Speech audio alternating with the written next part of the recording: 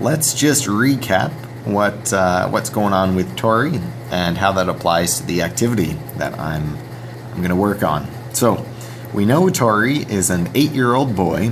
We know that he likes sports, that he's got a moderate expressive language impairment, and his strengths are vocab and memory, which will come in handy with this activity.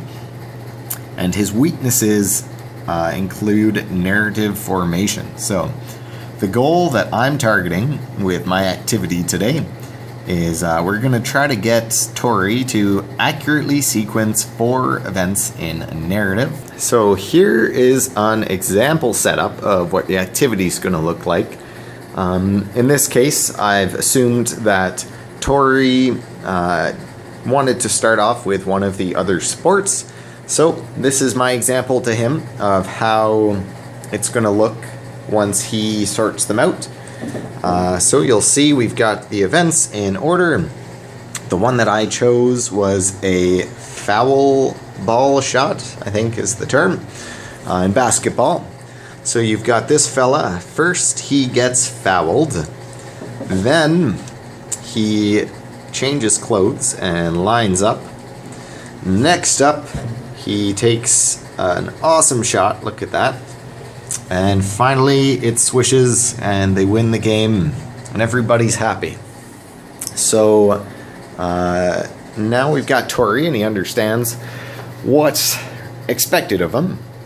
So we could switch over to another sport. This is Tori's attempt at sequencing these 4 photos, and it looks like he did a pretty good job. Everything lines up with how a regular round of baseball goes. And yeah, so the real task here starts when I ask Tori to actually tell me what's happening here. Now, again, it looked easy. He had a good time doing it, so he might kind of have lost focus a bit.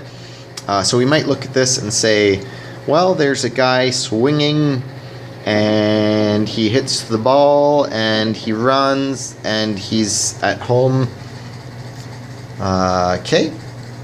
Right off the bat, we're gonna just, praise Tori because he's putting in effort. He, knows the order of the sporting event here. But the issue is he's not using these sequencing words. So first, then, next, and finally. So what I'm going to do is I'm actually going to say, well, here, Tori, let's try that one more time, but let's try to use these words. So if he's having trouble, I might substep by saying, well, here we go. So what happens first? He gets ready to hit the ball, then nails it. It's going out of the park. Next, he starts running, and finally, he slides into home base. And we can have Tori give that a try himself. So again, if he's having difficulty, just point out these words, make sure that he's saying them, and hopefully we'll be able to hit all 4. Yeah, okay. So let's say he's getting the hang of that, and we go over it a couple times. He's having fun. We'll switch it up. We'll make the sport different and see how he does on the next try. Can't let him off that easy. We're going to up the ante here, make things a bit more difficult.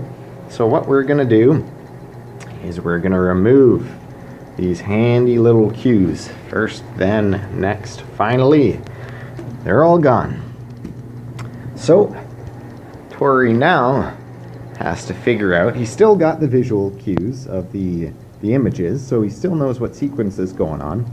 It's just a matter of actually conveying that using the right words instead of connecting them all with and.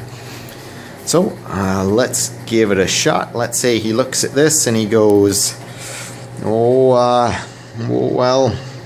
first he's doing a shootout, so he lines up the shot. Then he comes in and he's about to take the shot. He messes with the goalie. Next, he takes the shot and it goes right above him and it's going into the net. Finally, oh, there he goes. He had a goal and he celebrates. And oh boy, I am just ecstatic as a CDA here. He's made so much progress. His parents are going to be proud. Everybody's going to be proud. He should be proud of himself. And I let him know that.